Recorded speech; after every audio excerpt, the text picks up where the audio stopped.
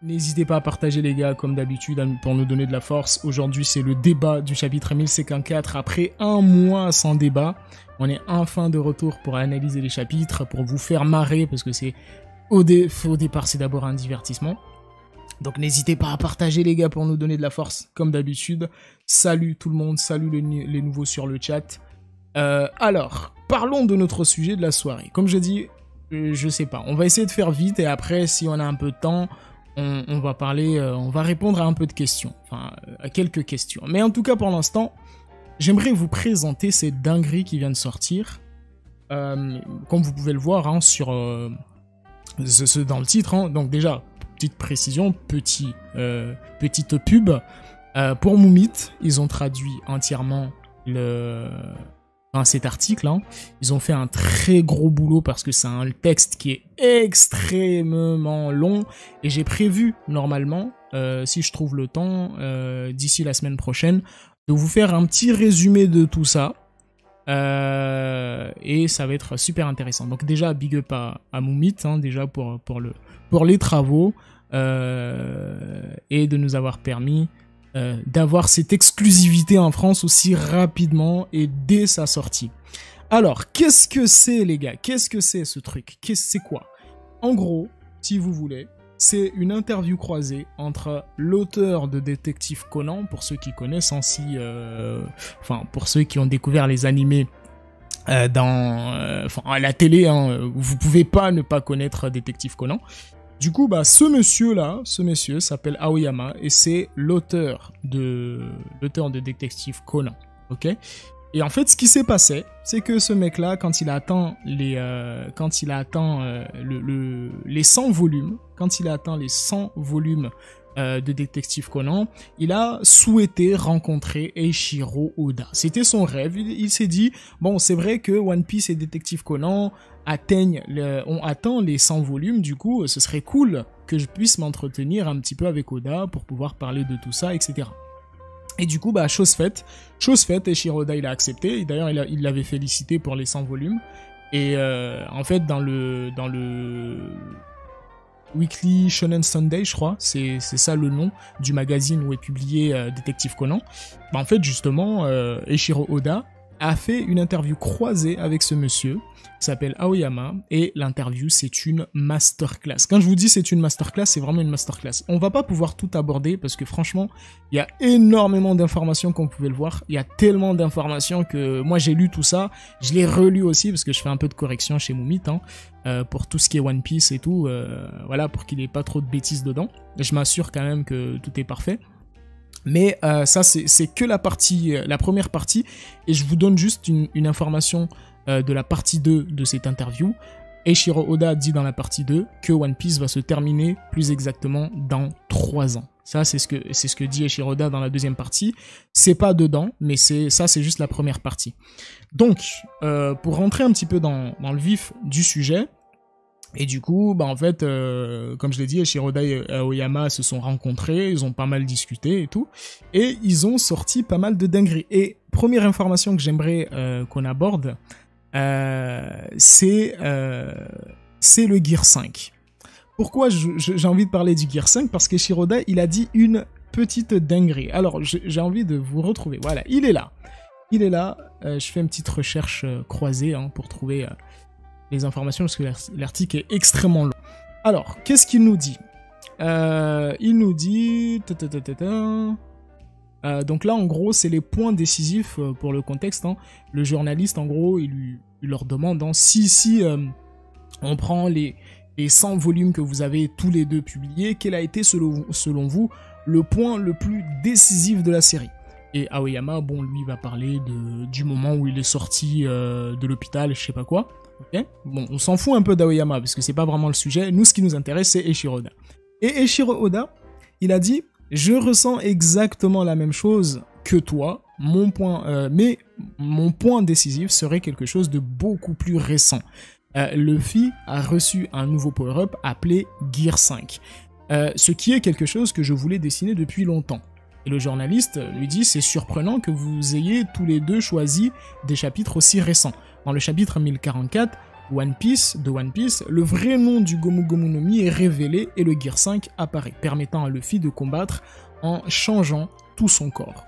Oda il dit: j'ai dessiné cela parce que je veux vraiment m'amuser. Et je pense que ce n'est pas grave si les gens n'aiment pas. Je veux juste m'amuser avec mes batailles. Depuis que je suis assistant, j'ai l'impression que les expressions idiotes qui étaient si caractéristiques dans les mangas se sont progressivement perdues. Mettre une ampoule dans la tête d'un personnage quand il a une idée, ou faire tourner les jambes du personnage en rond quand il court, par exemple. Et Aoyama rétorque: c'est vrai, et aussi ses yeux qui ressortent. Oda nous dit: j'ai toujours aimé ces expressions symboliques, mais elles ne cessent de disparaître. Plus personne ne les dessine, alors que ce sont les créations de nos prédécesseurs qui ont aussi laissé de nombreuses formules que nous utilisons toujours. Les mangas de combat doivent devenir de plus en plus sérieux pour répondre aux attentes des lecteurs, et je déteste honnêtement cela. Je ne veux absolument pas que mon travail devienne un manga sérieux comme celui-là. Je veux et j'ai décidé de m'amuser, et j'ai l'impression d'être enfin capable de le faire. Quand je dessinais ça, je me suis vraiment amusé. Bon, il va rajouter d'autres choses. Bon, on avait eu tous cette référence cartoon, donc lui, sa référence c'est Tom et Jerry. Pourquoi pas, hein. Du coup, en fait, c'est ce qui est quand même super fou, hein, ultra intéressant dans ce qu'il dit. De toute façon, ça on le savait, on l'avait déjà souvent dit, ça, que pour nous, moi j'étais persuadé que Oda, quand il dessinait le Gear 5, le mec il était vraiment en train de se taper des barres, en fait. Il était vraiment en train de se taper des barres, parce que c'était... en fait, ça sortait vraiment de nulle part, on s'attendait pas à ça. Et surtout, ce qui est intéressant, je sais pas si on peut le retrouver, mais plus tard, Eiichiro Oda il va dire en fait que il a beaucoup bataillé. Il a beaucoup bataillé durant le combat Luffy Kaido, parce que d'un côté t'avais un personnage ultra sérieux et d'un autre côté t'avais un personnage cartoonesque, en fait. Et pour lui, en fait, c'était vraiment compliqué d'allier les deux, en fait. Et il doutait, en fait, parce qu'à un moment donné il était vraiment en deux doigts de rentrer dans le sérieux ou de partir vers le comique, parce qu'il se disait que bah en fait ça colle pas vraiment, enfin. Il y avait deux salles, deux ambiances, en fait. Et du coup, il explique tout ça. Mais moi, en fait, là où je voulais revenir, c'est que Eiichiro Oda, il dit clairement, il assume, hein, il assume le fait que... alors, c'était où? Je sais pas si on peut le retrouver. En fait, il assume complètement le fait que ça ne puisse pas plaire, tu vois. Et ça, je trouve, ça c'est ce qu'on disait, justement, enfin, dans des précédents lives, par rapport à Toriyama, par exemple, où on disait que ce qu'on kiffe chez Toriyama, c'est que quand il fait des choix, par exemple, où il a des oublis par rapport à des cheveux, des tenues, etc., etc., et quand on lui dit, ben en fait t'as oublié ça, et Toriyama il assume, il dit bah j'ai oublié, quoi, je suis humain. Il assume totalement, en fait, les choix qu'il fait, chose que Oda ne faisait pas avant. Et c'est ça, en fait, qui était un peu problématique avec Oda, c'est que c'était quelqu'un qui se justifiait beaucoup sur ses choix, parce qu'il voulait plaire à ses fans, parce que etc. Mais là, avec le Gear 5, il dit clairement qu'il assume, en fait, il assume totalement ce choix, et il dit clairement, et je ne pense pas, je pense, pardon, que ce n'est pas grave si les gens n'aiment pas. Donc ça, en fait, c'est intéressant, parce que on a bien vu qu'il y a beaucoup de gens qui n'étaient pas d'accord avec ce choix de Oda enfin, cartoonesque, en fait. C'était même pas comique, mais c'était cartoonesque. Et en fait, ce qui est assez fou pour moi, c'est que d'un côté, j'ai vu des gens qui ont vu ce passage-là, où il parle du Gear 5, et t'as des mecs qui disent oui, vous ne comprenez rien à One Piece, et même Oda lui-même il dit que en fait il voulait vraiment dessiner quelque chose d'amusant, etc., etc. Donc tous ceux qui n'ont pas aimé le Gear 5, en fait ils comprennent rien à l'œuvre, etc., etc. Bon, moi je trouve ça quand même assez culotté de dire ça, alors que Oda lui-même il dit, et je pense que ce n'est pas grave si les gens n'aiment pas. Donc Eiichiro Oda est conscient que des gens ne vont pas forcément kiffer le Gear 5.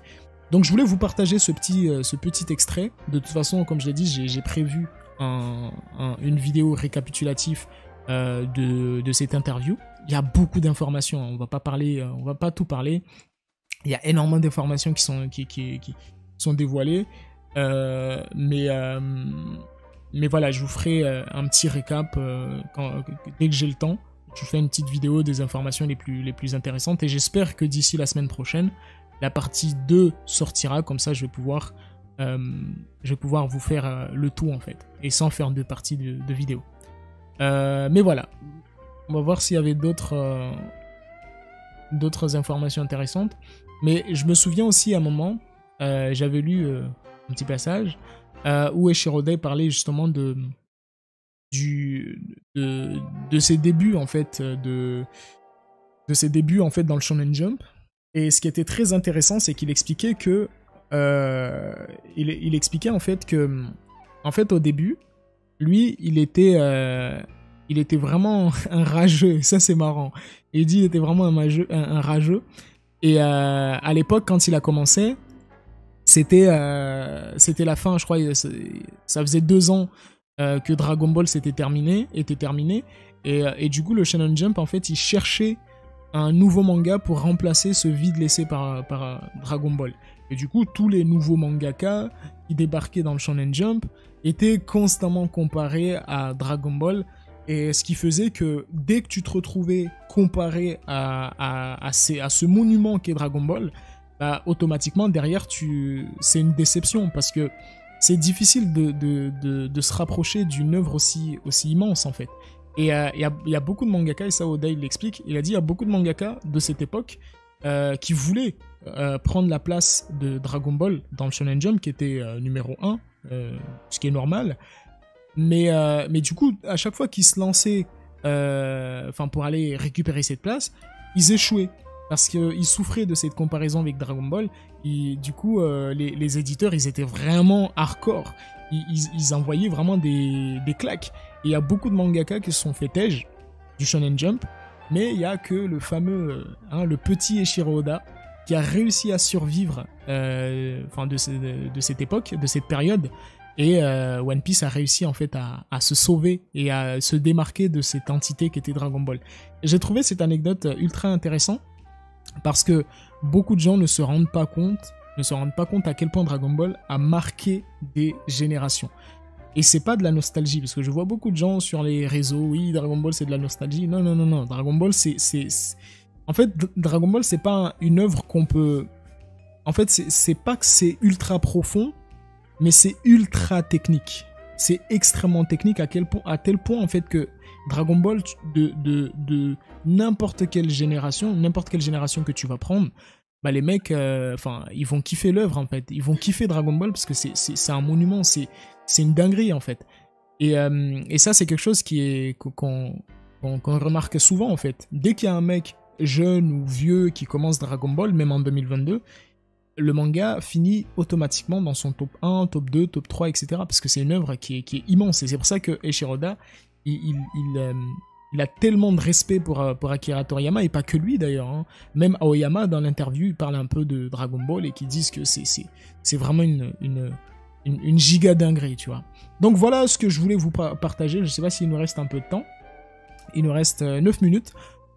Du coup, ouais, je voulais vous partager un petit peu cette interview. Donc n'hésitez pas les gars, hein, si vous voulez lire, vous allez chez moomit.fr. Voilà, c'est l'interview pour moi de l'année, bien sûr. Gosho Aoyama et Eiichiro Oda. C'est vraiment du très lourd.